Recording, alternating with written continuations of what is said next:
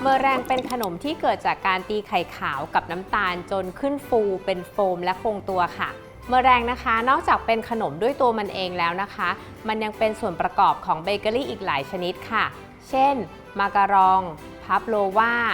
บัตเตอร์ครีมและเลมอนเมอแรงพายค่ะดังนั้นนะคะการทำเมอแรงจึงเป็นประตูสำคัญบานหนึ่งที่เปิดไปสู่โลกของเบเกอรี่ค่ะ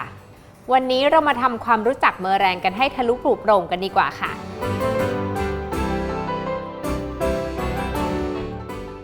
ส่วนประกอบของเมอแรงคือไข่ขาวและน้ำตาลไข่ขาวคือโครงสร้างหลักของเมอแรงประกอบไปด้วยน้ำ 86% และโปรตีน 12%ซึ่งในโปรตีน 12% นั้นประกอบไปด้วยโปรตีนอะบูมินและกรดอะมิโนเมื่อไข่ขาวถูกตีจนโครงสร้างโปรตีนเริ่มคลายตัวกรดอะมิโนส่วนหนึ่งจะรวมตัวกับน้ำและอีกส่วนหนึ่งจะลอยอยู่ในอากาศเปลี่ยนสภาพให้เนื้อไข่ขาวมีลักษณะเป็นฟองละเอียดเน็ตแนะนำให้ใช้ไข่ไก่เก่านะคะที่อุณหภูมิห้องเพราะว่ามันจะทำให้ตีขึ้นฟูได้ง่ายกว่าการใช้ไข่ไก่สดหรือไข่ไก่แช่เย็นค่ะและสิ่งที่จะช่วยให้ฟองไข่ขาวคงตัวอยู่ได้ก็คือน้ำตาลนิยมใช้น้ำตาลทรายขาวบริสุทธิ์หรือน้ำตาลเบเกอรี่น้ำตาลทรายขาวบริสุทธิ์คือน้ำตาลที่มีเกล็ดขาวใสสะอาดเป็นน้ำตาลที่เราคุ้นเคยใช้ในการปรุงอาหารทั่วไปและทำขนมก็ได้ค่ะ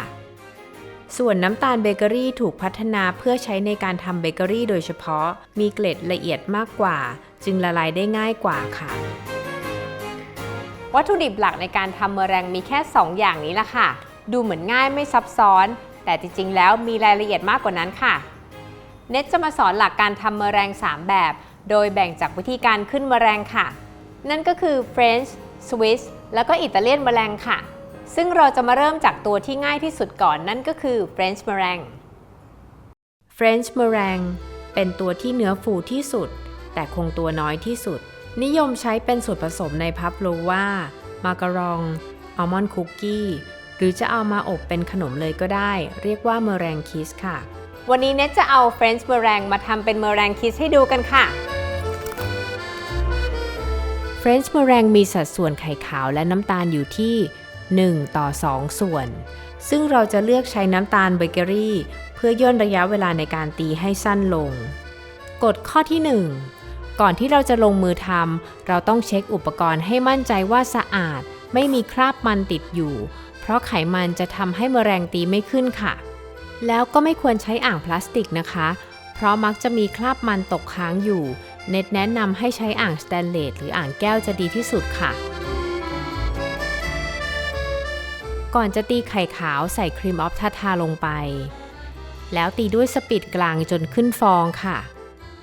ครีมออฟทาเป็นกรดที่ช่วยให้โครงสร้างฟองอากาศแข็งแรงจับตัวเป็นก้อนและคงตัวได้ดียิ่งขึ้นค่ะ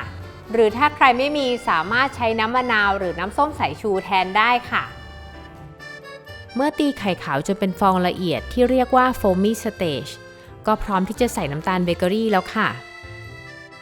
กฎข้อที่2ใส่น้ำตาลทีละน้อยเพราะการใส่น้ำตาลลงไปทีเดียวจะทำให้น้ำหนักน้ำตาลลงไปอยู่ที่จุดเดียวไม่สามารถกระจายได้อย่างทั่วถึงค่ะแล้วอีกอย่างหนึ่งจะทำให้โฟมไข่ขาวยุบตัวด้วยค่ะเมื่อใส่น้ำตาลจนหมดแล้วเราค่อยเพิ่มความเร็วในการตีค่ะตีจนได้เมอแรงที่มีลักษณะมันวาวและเหนียวข้นแบบนี้ค่ะน้ำตาลจะละลายจนเกือบหมดมีสัมผัสเนียนละเอียดและนี่ก็คือหน้าตาของเฟรนช์เมอแรงค่ะต่อไปเน็ตจะเอาไปทำเป็นเมอแรงคิสโดยการนำเมอแรงอันนี้ไปอบค่ะสามารถเพิ่มสีสันได้ด้วยสีเจลและทำเป็นรูปทรงต่างๆด้วยหัวบีบค่ะ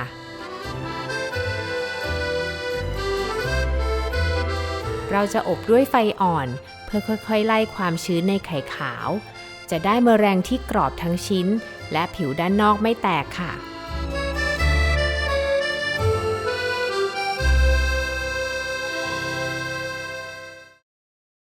ตัวที่2 Swiss เมอแรงเนื้อฟูในระดับกลางและคงตัวมากที่สุดนิยมนำไปอบหรือใช้ทำบัตเตอร์ครีมเพื่อตกแต่งหน้าเค้กค่ะอัตราส่วนไข่ขาว1ต่อน้ำตาลทรายขาว 1.5 ส่วน เราสามารถใช้น้ำตาลทรายขาวได้เพราะสวิสเมอแรงจะอุ่นไข่ขาวและน้ำตาลบนหม้อน้ำร้อนอยู่แล้วค่ะคนไข่ขาวและน้ำตาลบนหม้อน้ำร้อนจนกว่าน้ำตาลจะละลายหมดและอุณหภูมิส่วนผสมจะอยู่ที่ 50-70 องศาเซลเซียสค่ะก็ยกออกจากเตานำมาตีต่อจนหายร้อนและได้เนื้อเมอแรงที่ข้นเหนียวค่ะ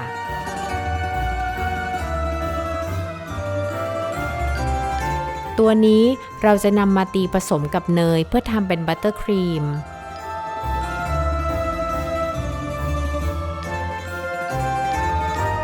ตอนนี้ถ้าใครอยากใส่กลิ่นวานิลาสามารถใส่ได้เลยนะคะ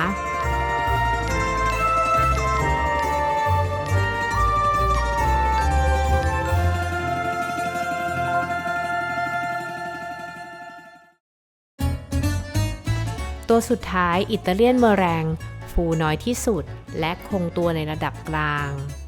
สามารถนำไปใช้ทำตัวมาการองหรือตกแต่งหน้าเค้กพายหรือทาร์ตสูตรนี้เราใช้ไข่ขาว1ส่วนน้ำตาลทรายขาว2ส่วนโดยที่เราจะผสมน้ำกับน้ำตาลเพื่อทำเป็นน้ำเชื่อมก่อนค่ะ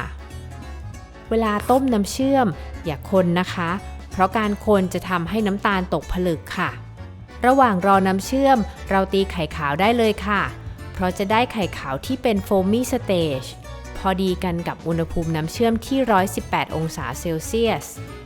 เมื่อน้ำเชื่อมได้ที่แล้วรีบปิดไฟทันทีค่ะถ้าไม่มีเทอร์โมมิเตอร์สามารถเช็คง่ายๆได้ด้วยการหยดน้ำเชื่อมลงในแก้วน้ำเย็นถ้าน้ำเชื่อมข้นปั้นได้เป็นก้อนกลมๆนิ่มๆแบบนี้คือใช้ได้แล้วค่ะค่อยๆเทน้ำเชื่อมร้อนๆผสมกับฟองไข่ขาวทีละนิดแล้วก็เทให้ชิดกับขอบอ่างนะคะอย่าเทให้โดนตะกร้อไม่อย่างนั้นน้ำเชื่อมจะกระเด็นค่ะ